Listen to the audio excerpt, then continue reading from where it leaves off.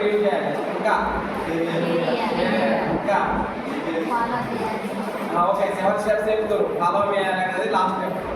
ఓకేనా right 7 steps లో ఆ స్టెప్ 7 స్టెప్స్ తో పాటు ఇంకొకటి చేయాలి. ఏం చేయాలి? ఇంకొకటి చేయాలి చాలా ఇంపార్టెంట్. అదే ఏంటంటే టీమ్ వర్క్ చేయాలి. ఇంకా డ్రీమ్ పెట్టుకోవాలి. రైట్ ఇంకా మన గౌతమ్ సార్ చెప్తున్నటువంటి ఒకటే ఒక పాయింట్ ఉంటుంది, నీ కింద లీడర్లు కావాలి. సక్సెస్ కావాలంటే ఎవరు కావాలి?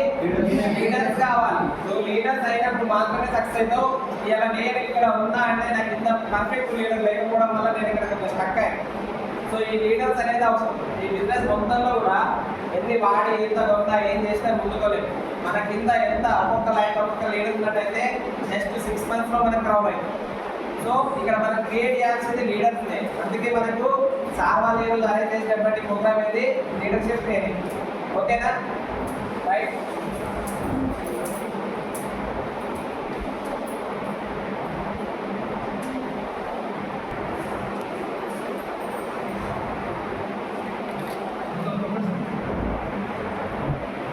Personality is nothing but maturity. Personality అంటే ఏంటిది? Nothing but maturity. అంటే మనము అభివృద్ధి చెందడం, మానసికంగా అభివృద్ధి చెందడాన్ని పర్సనాలిటీ డెవలప్మెంట్ అంటారు. పర్సనాలిటీ డెవలప్మెంట్ అంటే ఏంటంటే మానసికంగా మనం అభివృద్ధి చెందాలి. ఆ మానసికంగా అభివృద్ధి చెందడానికి ఏం చేయాలి? ఏ స్టెప్స్ ఫాలో అవ్వాలి అనేది ఒకసారి చూసినట్లయితే హౌ టు డెవలప్మెంట్ పర్సనాలిటీ. ఎలా డెవలప్ అవుతుంది పర్సనాలిటీ అనేది? ఎట్లా డెవలప్ అవుతుంది? ఏం చేస్తే డెవలప్ అవుతుంది? మనం ఏ స్టెప్స్ ఫాలో కావాలి? ఏం చేయాలి అనేది మనం ఈరోజు చూస్తున్నాం. ఫస్ట్ వచ్చేసి కమ్యూనికేట్ ఎఫెక్టివ్. అసలు కమ్యూనికేట్ అంటే ఏంటిది? లీడర్స్ రిప్లై ఇవ్వండి, తెలిసింది చెప్పండి. ఇక్కడ అందరం అన్ని తెలిసిన వాళ్ళం మేము ఏదైనా నేర్చుకోవడానికే వచ్చాం. అసలు కమ్యూనికేట్ అంటే ఒకళ్ళ గురించి ఒకళ్ళు తెలుసుకోవాలి. కమ్యూనికేట్ అంటే ఏంటి అంటే మనము ఇంకొకరితో మాట్లాడడాన్ని కమ్యూనికేట్ అంటే భాష. ఓకేనా? ఇది మనకి తెలిసిన జనరలైజేషన్. సో అదే ఇంపార్టెంట్. Generalisation important. ఇక్కడ కమ్యూనికేట్ ఎఫెక్టివ్లీ. మనం కమ్యూనికేషన్ చేసినప్పుడు ఎఫెక్టివ్గా చేయాలి. ఎఫెక్టివ్ అంటే ఆకర్షణీయంగా ఎదుటి వాళ్ళను మనం కమ్యూనికేషన్ దగ్గరికి వాళ్ళ దగ్గరికి ఎందుకు ఎదుటి వాళ్ళ దగ్గరికి ప్లాన్ చెప్పడానికో లేకపోతే ప్రోడక్ట్ గురించి చెప్పడానికో వెళ్తున్నాం. ఆ చెప్పడానికి వెళ్ళినప్పుడు మన కమ్యూనికేషన్ అనేది ఎట్లుంటుందంటే ఎఫెక్టివ్గా లేకపోతే అక్కడ ఉన్నటువంటి వ్యక్తి మనకు కనెక్ట్ కాదు. ఓకే దాంట్లో 3 పాయింట్స్ ఉన్నాయి. అలా చూసినట్టయితే మనకు lack of communication knowledge. Communication knowledge లేకపోవడం వల్ల ఒకటి మనకు ముందుకు వెళ్ళలేదు. నెక్స్ట్ రెండోది ఏంటంటే ఈగో. ఉదాహరణకు నేను ఒక టీచర్ని, ఒక వ్యక్తి దగ్గరికి వెళ్ళి మాట్లాడాలంటే ఏది నేను టీచర్ ఆయన దగ్గరికి నేను మాట్లాడాలా అనే ఈగో నాలో ఉన్నప్పుడైతే నేను నా కమ్యూనికేషన్ స్కిల్ లాస్ అయినట్టే. ఓకే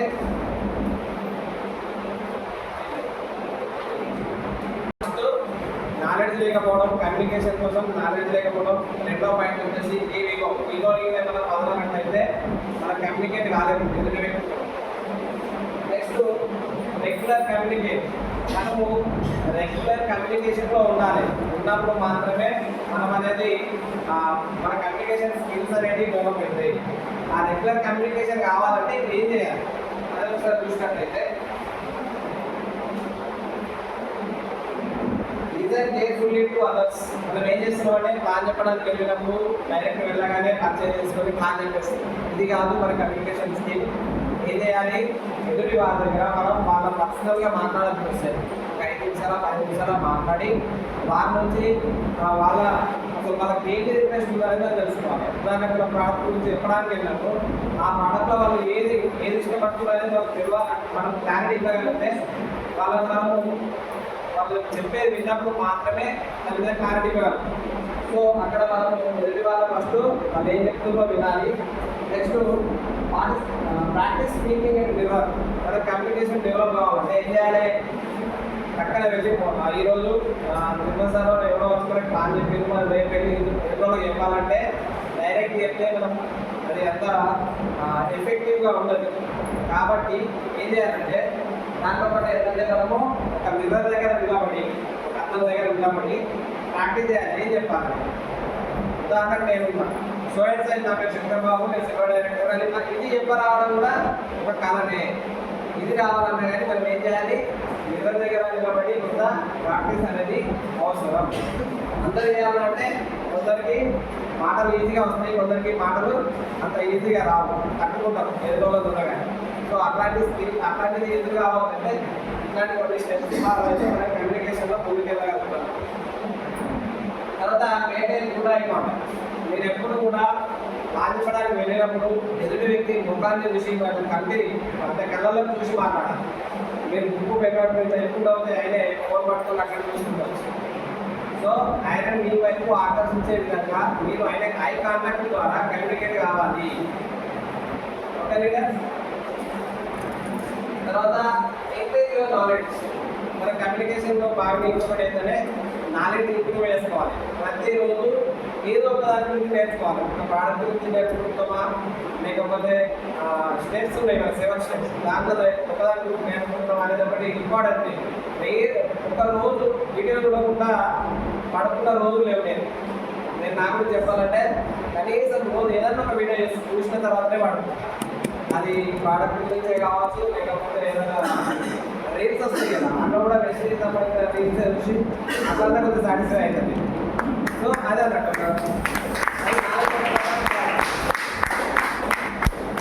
నాలెడ్జ్ తెచ్చుకోవడానికి ఇది ఒక అవకాశం. Next, don't forget to keep compliments. ఉదాహరణకు మీరు కమ్యూనికేషన్లో ఇంకొక స్టెప్ ఏంటంటే ప్లాన్ చెప్పిన అంతా అయిపోయింది, మనతో మాట్లాడడం లేకపోతే మనం పోయినప్పుడే వాళ్ళు పర్సనల్గా మాట్లాడినప్పుడు వాళ్ళు చెప్తారు నాకు 50,000 జీతం వస్తుంది, ఇదంతా నాకు అవసరం అన్నప్పుడు గ్రేట్ సార్ మీరు అందరూ అనుకోండి, అది ఆటోమేటిక్ మీదికే మనకు గ్రేట్ అందరంటే అబ్బాయి గ్రేట్ అందడని మనం ఏం చెప్పినా కానీ వినడానికి సిద్ధంగా ఉంటుంది. సో అక్కడ కాంప్లిమెంట్ అనేది చాలా అవసరం. మనం ప్లాన్ చెప్పడానికి వెళ్ళినప్పుడు కాంప్లిమెంట్ అనేది అవసరం. సో ఈ స్కిల్స్ మనం ఫాలో అయినప్పుడు మాత్రమే కమ్యూనికేషన్ పర్ఫెక్ట్ ఎఫెక్టివ్గా చేయగలం. Okay leader.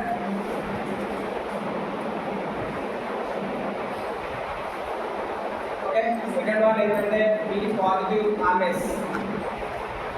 ఇది చాలాసార్లు మన లీడర్స్ కూడా చెప్తున్నారు మనం ఎప్పుడు కూడా థింకింగ్ అనేది పాజిటివ్ థింకింగ్ ఉండాలి. ఓకే, సో ఇక్కడ ఒక కొటేషన్ ఉంది, affirmation is change negative thinking with change positive thinking. అంటే మనము రోజు I'm great, I'm richest person అని ఇట్లాంటి కొన్ని అఫర్మేషన్ మనం చేసినట్టయితే మనకున్న నెగిటివ్ థాట్స్ అన్నీ కూడా ఏమైతే అవన్నీ కూడా పాజిటివ్ థాట్స్గా మారుతాయి. సో ఈ అఫర్మేషన్ చేయడం అనేది చాలా అవసరం.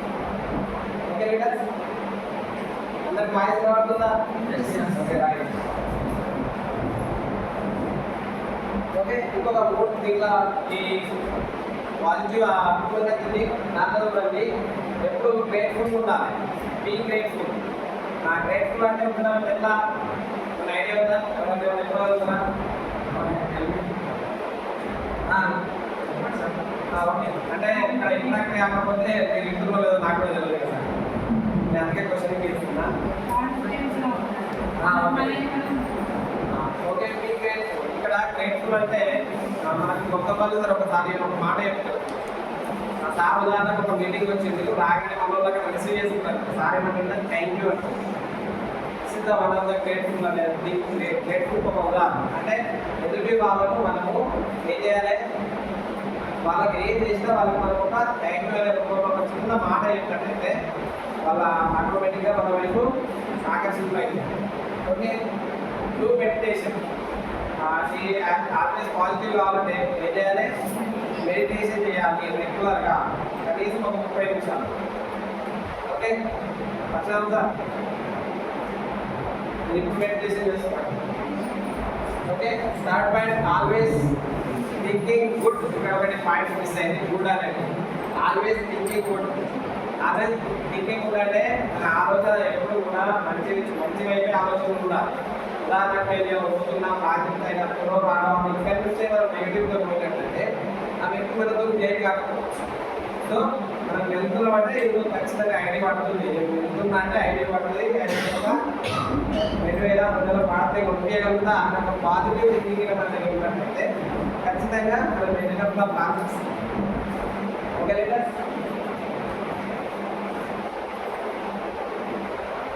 Gratitude is a daily in life, it will change with positivity. Gratitude వెళ్తే gratitude అంటుంది కదా, థ్యాంక్ యూ చెప్పడం.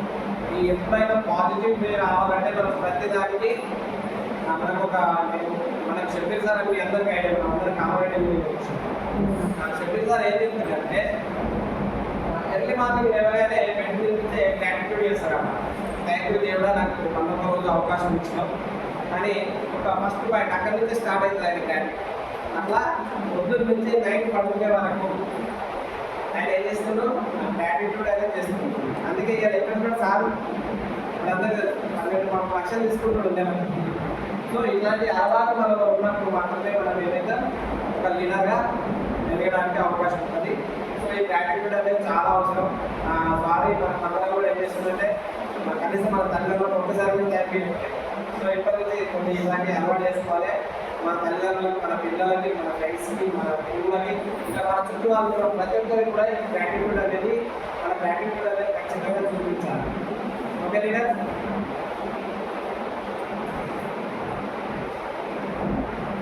టైం మేనేజ్మెంట్ థర్డ్ పాయింట్ వచ్చేసి time management. Okay, time management అనేది మనకి ఇది ఫాలో అయినప్పుడు మాత్రమే మనము అనుకున్నదంతా సక్సెస్ కాగలుగుతాం. ఉదాహరణకు ఇక్కడ నా గురించి మాట్లాడుకుంటే నేను దసరా కాల్ చేయాలనుకుంటున్నాను, కానీ ఇక్కడ నేను అనుకున్న ఈ టైం మేనేజ్మెంట్ నాకు సెట్ నేను కరెక్ట్గా ఫాలో కాలేదు కాబట్టి ఇప్పుడు అది రీచ్ కాలేకపోయినా. సో నెక్స్ట్ నాకు ఇంకా ప్లాన్ చేసుకున్నాం మళ్ళీ దాని బయట మళ్ళీ వెళ్ళడానికి. రైట్. సో ఇక్కడ ఏం చేయాలంటే two the most important work.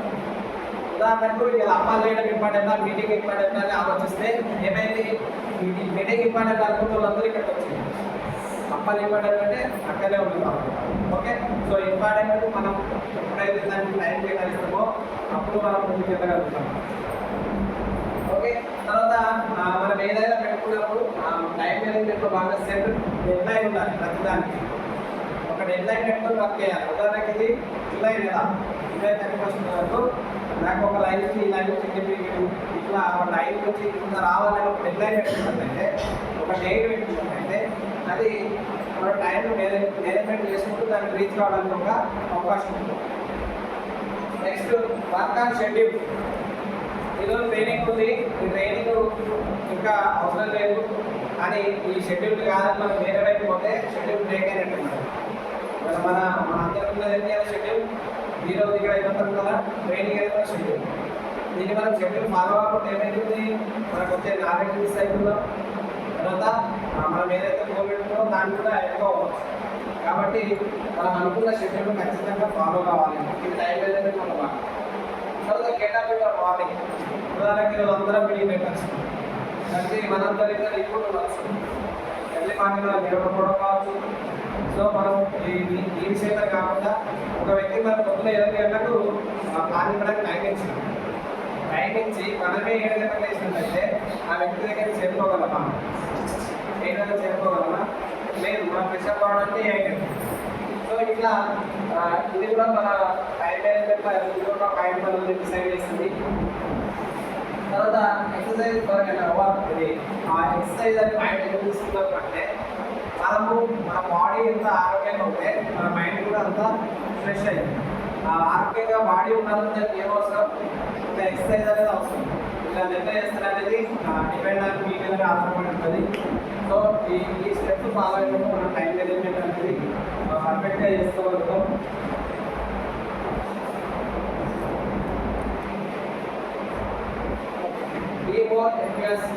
అంటే అంటే ఉత్సాహంగా ఉండడం. ఉదాహరణకు మనకున్న లీడర్స్లో చూసుకున్నట్టయితే ఎప్పుడైనా పురుషోత్తం దాస్ చూసినా సార్, పురుషోత్తం దాస్ మీరు ఎప్పుడైనా చూడండి, ఆయన ఎప్పుడు కూడా మాట్లాడేటప్పుడు ఇట్లా పడిపోయినట్టు ఉంటుంది. ఆయన యాటిట్యూడ్ ఎప్పుడంటే ఎప్పుడు ఉత్సాహవంతంగా ఉంటాడు.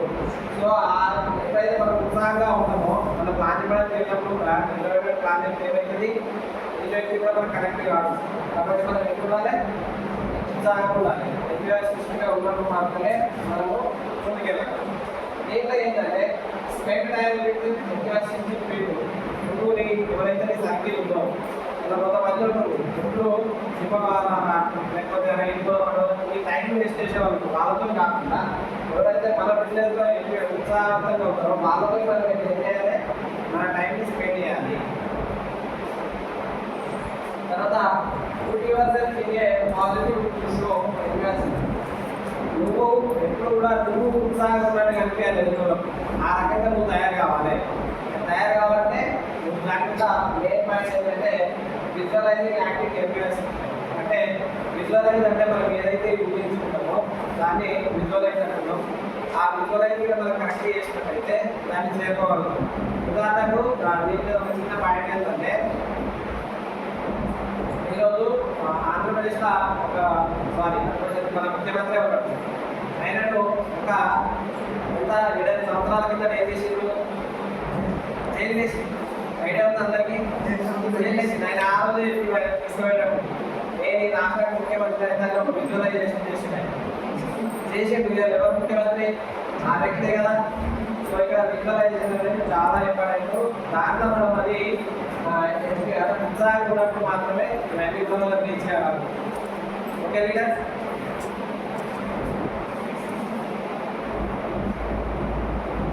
Okay be patient in life. మనకు ఎప్పుడు కూడా ఏముండాలి, పేషెంట్ ఓపిక అనేది ఉండాలి. ఈ ఓపిక గురించి ఇక్కడ నాకు అది చూడడం ఒక ఏబిఎస్ అని రాసిన ఒక చిన్న స్టోరీ ఉంటుంది. స్టోరీ ఏంటంటే అక్బర్ ఉన్నప్పుడు బీర్బల్ ఉంటుంది. ఓకే వీళ్ళిద్దరు కూడా తెలుసు, ఒక మంచి రాజు ఒక మంచి మంత్రి. వీళ్ళిద్దరూ